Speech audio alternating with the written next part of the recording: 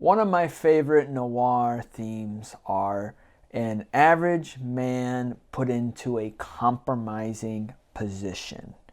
This man is a good man and he does good. He's married, has kids, he pays the bills, but he's on hard times and he is put into this situation where he needs to break the law or forced to break the law sometimes. Not this film. This man is put into a situation where feels forced to go make money in dubious means.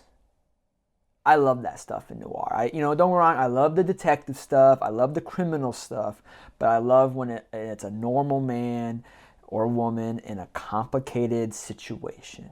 And that's exactly what happens with the 1950s film noir classic Breaking Point.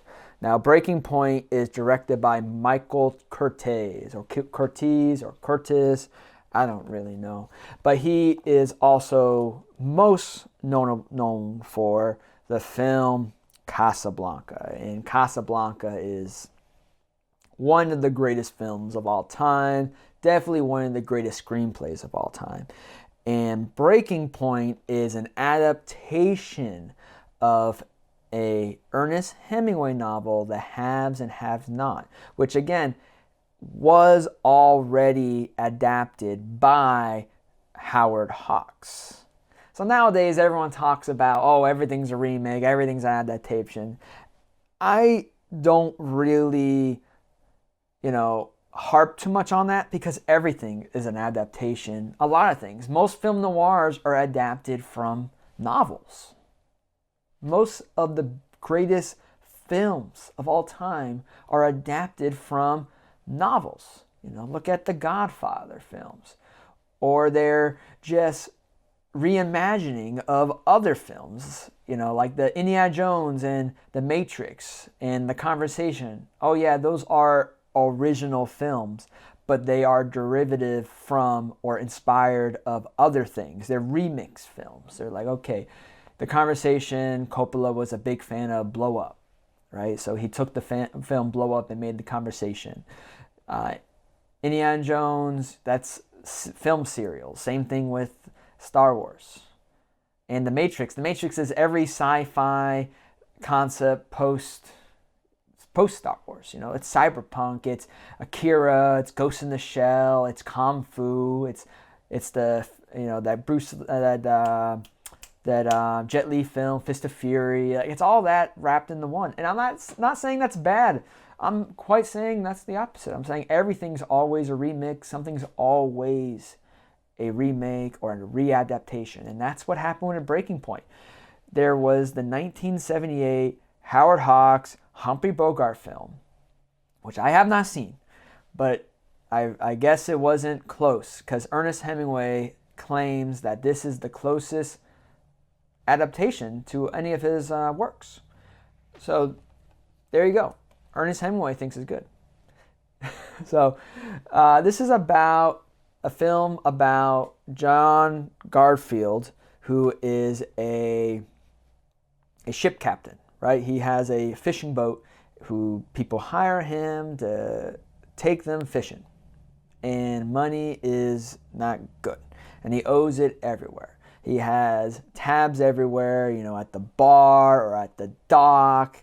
If he docks someplace in Mexico, he's got to pay for fees, like all this stuff. This film actually has a lot of relevance today, I suppose, because of some stuff. Some of the dubious activities he is hired to do is kind of with immigration. So very political. People say things aren't political. Though this is a film noir. This film is definitely political at times, but he is a good man, right? That John Garfield is a good man, and he is just not making money. And he remembers his glory days back in the, I don't know what war, like maybe World War II. They don't really say, but he was, I guess, a captain of a ship, and he was, he was a soldier, right? And he did well. And then when he came back, just like a lot of soldiers, he found life was boring, and he had all these dreams of owning like a fleet of fishing boats and having all these people working for him and making all this money, and it just never happened, right? And how truth is that, right? How tragic, real tragic. You and me, we have these dreams of doing great things. We're going to make so much money doing this thing that you love. He loved fishing. He loved going out on a boat. And it just doesn't happen. Your dreams don't happen. And that's kind of where, Garfield is in. His dreams are not happening. His wife is doubting him. His wife is, do something else. Make money some other way. Again, this is, tragic, but on like a real scale.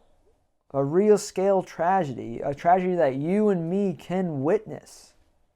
So what happens? He takes a ferry, he takes a fare to go fishing, and they go to Mexico, and the guy stiffs him. The guy leaves his fiance, and he leaves everybody, and he doesn't pay for anything. It was like an $800 fee. Doesn't do it. And so Garfield has to do something, off the books. And he is contacted by this lawyer who connects him to this Chinese man who is like, hey, I got 8 Chinese men who you can bring over to America. He's like, I actually don't care if you bring them to America. Just take them, put it on your ferry, and whatever happens afterwards. Very, obviously very, very notorious, very, very criminal activity. He's going to get 10 years if they're caught. And he takes the job because he needs the money. And when he is taking the men across the sea, he gets stiffed again by the Chinese man who tries to intimidate him, and they get into a fight, and Garfield ends up killing the other man and dumping all his refugees out from his boat. And then the rest of the film happens. As soon as he docks, his boat is taken away. He basically can't make a living for a while. His wife has to take a second job or a job to get by. His boat's going to become repossessed by the docking people that pay his fees. No one wants to go fishing. He's like, $25, I'll take you fishing. No one wants it. No one cares. And so he has to do another criminal activity to make ends meet. And I'm not going to spoil what happens, but it does not end well for anybody.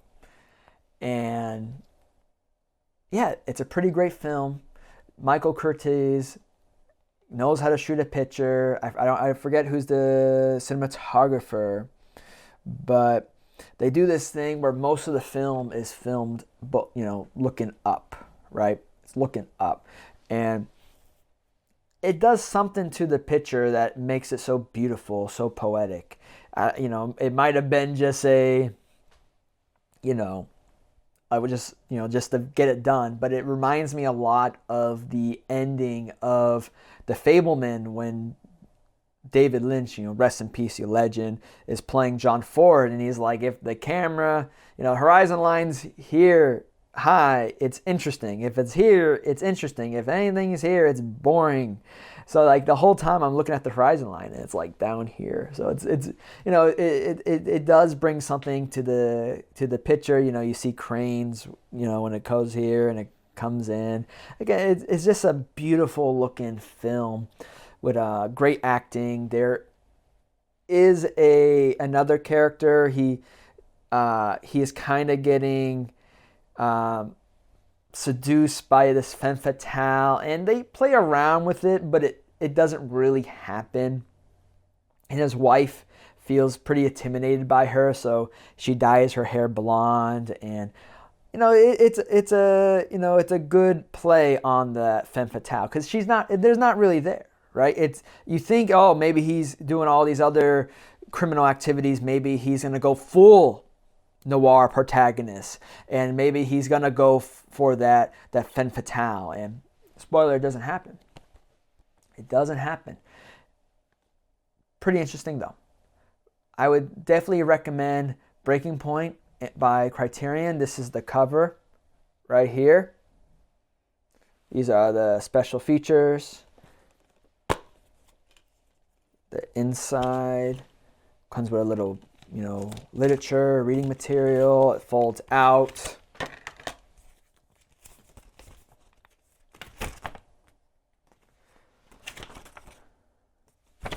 Very nice set. I got this pretty early on in my Criterion buying days because I was trying to buy all the film noirs.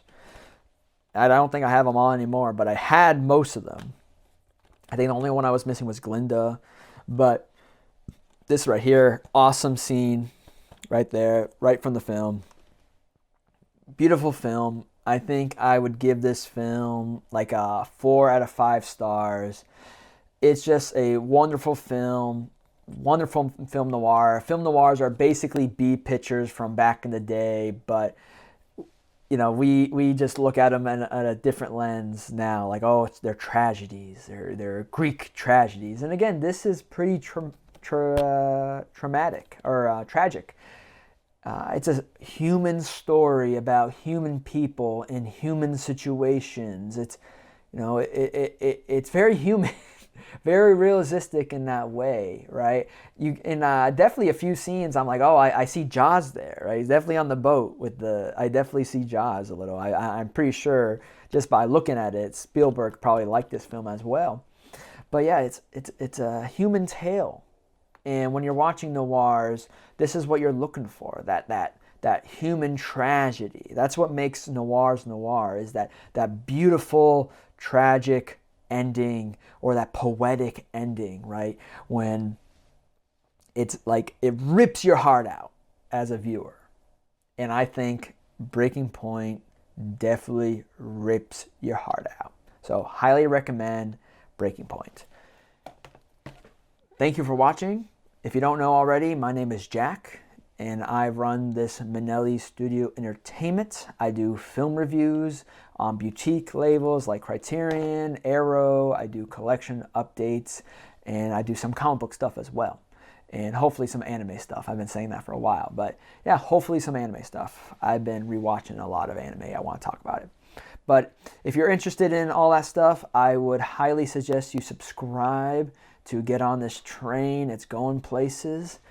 And comment down below what's your favorite film noir in the Criterion collection. I don't know what mine is, but Breaking Point is one of them. I actually have a couple of videos about my top 10 favorite noirs or essential noirs in the collection. I have neo-noirs from the 90s and then noirs from the 40s and 50s. I'll look down below and find them. I'll link them. But anyway, guys, thank you so much. I'm Jack from Minnelli Studio Entertainment. Subscribe if you want more content. Comment down below your favorite noir from the Criterion collection. Hit that thumbs up because you care. And as always, remember, watch more movies.